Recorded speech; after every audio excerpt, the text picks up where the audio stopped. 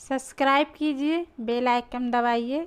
Video पसंद आए तो लाइक कीजिए, शेयर कीजिए। माना जाता, बल्कि यूँ कहा जाए, यही ज्ञान और विद्या बोध प्राप्त करने के लिए हमको आपको यह अमोलक मानव जन्म प्राप्त हुआ है। इस मन माया भूल भ्रम के देश में इस चीज को जानने और समझने में अनेक प्रकार की समस्याएं भी आती।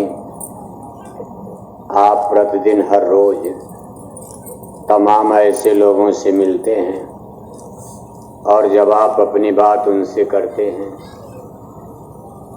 अनेक प्रकार की बातें, अनेक प्रकार के तर्क वितर्क कुतर्क आपको सुनने को मिलता है। उसका आपको सामना करना पड़ता।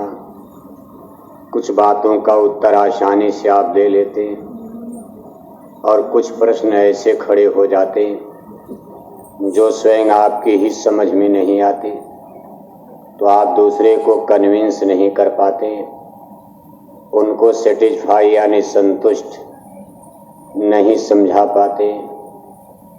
क्योंकि आज इस वर्तमान समय में दुनिया अनेक खेमे में बढ़ चुकी है। जिस इंसान को परमेश्वर ने एक ही तौर तरीके से बनाया था, एक ही इंसान और मनुष्य को धरती बनाने के बाद प्रभु ने पैदा किया, आज वह एक मानव जाति अनेक प्रकार के वर्ग और समूह में डिवाइड हो चुकी है, बढ़ चुकी है।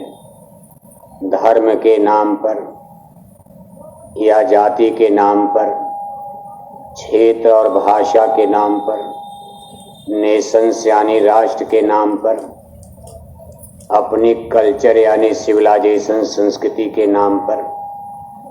और ये बंटवारा आप अपने गांव समाज में भी देख सकते हैं। अनेक प्रकार की जातियां, अनेक प्रकार के धर्म मजहब को मानने वाले एक ही गांव में समाज में आपको नजर आते हैं, जिनके विचारों में मतैक्य नहीं होता। इनके अलग अलग विचारधाराएं होती और कोई आवश्यक नहीं है सबकी विचारधाराओं का मेल एक ही हो जाए।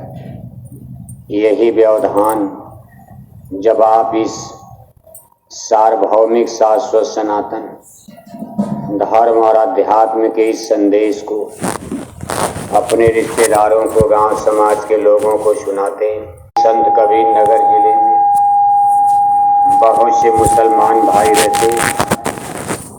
जब आप गुरु महाराज का ये संदेश मुसलमानों को सुनाने की कोशिश करते हैं, तो मुसलमानों के जहन और संस्कार में, उनके भाव विचार में ये बात आ जाती कि गुरु जी का जन्म तो हिंदू घर में हुआ, इसलिए गुरु जी का ये संदेश, गुरु जी का सत्संग और प्रवचन, गुरु जी का ये धर्म उपदेश केवल हिंदू जाति के मायने रखता।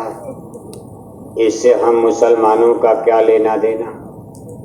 हमारे नबी पैगंबर साहब ने हमको जो कुछ भी समझा दिया, बता दिया, जाने और अनजाने, चाहे सही चाहे गलत, वो उसी को सच मान करके अपना रोजा नमाज इबादत में मशगूल हैं और उसको सबसे सुपर मान कर चलते हैं कि हमारी पूजा नमाज इबादत से, हमारे संप्रदाय और मजहब से बड़ा ये धरती पर कोई संप्रदाय, मजहब या पूजा पद्धति, इबादत की पद्धति, सिस्टम नहीं है। इतनी बड़ी संख्या आपके संत कबीर नगर में मुसलमानों की केवल एक बात को लेकर कट जाती है कि भाई हमारे धर्म से, गुरु जी के हिंदू धर्म से क्या लेना देना। अब आप हिंदू धर्म में आइए। जब हिंदू धर्म को मानने वाले लोगों को आप अपने गांव में, जिले में गुरु महाराज का शाकाहारी सत्संग सुनाने के लिए जाते हैं, तो हिंदू धर्म में भी अनेक प्रकार के संप्रदाय यानी पंथ, पूजा साधना उपाधना की पद्धति, अलग अलग सिस्टम और तरीके बन चुके हैं। कोई किसी देवी देवता को इष्ट मानकर पूजा कर रहा, कोई किसी को मानकर पूजा कर रहा।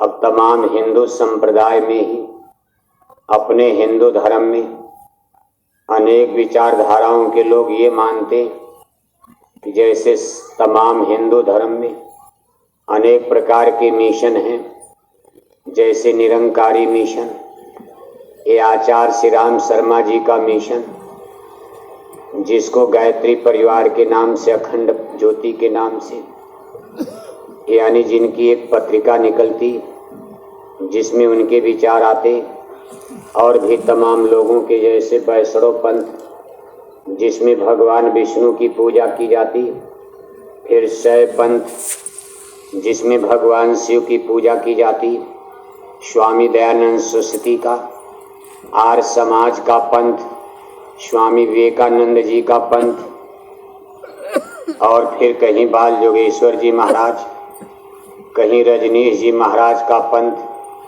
कहीं किसी और साधु महात्मा का पंथ। ऐसे सारे पंथों में लोग जोड़कर एक जय गुरुदेव पंथ को भी मान लेते हैं कि भाई जैसे हिंदू धर्म में तमाम साधु महात्माओं का पंथ है, ऐसे गुरु जी ने एक साधु संत के रूप में दुनिया में जन्म लेकर उन्होंने भी एक पंथ चला दिया। और सब पंथ का एक ही मतलब, चलो हम आपका विरोध नहीं करते, अब वो आपको तसल्ली देते, हम आपके जय गुरुदेव पंथ का विरोध नहीं करते, लेकिन हमारा भी पंथ सही है। अब वो अनेक प्रकार की दलील देने लगते कि नदियाँ एक घाट बहते रे, पर चाहे इस रास्ते से चलो,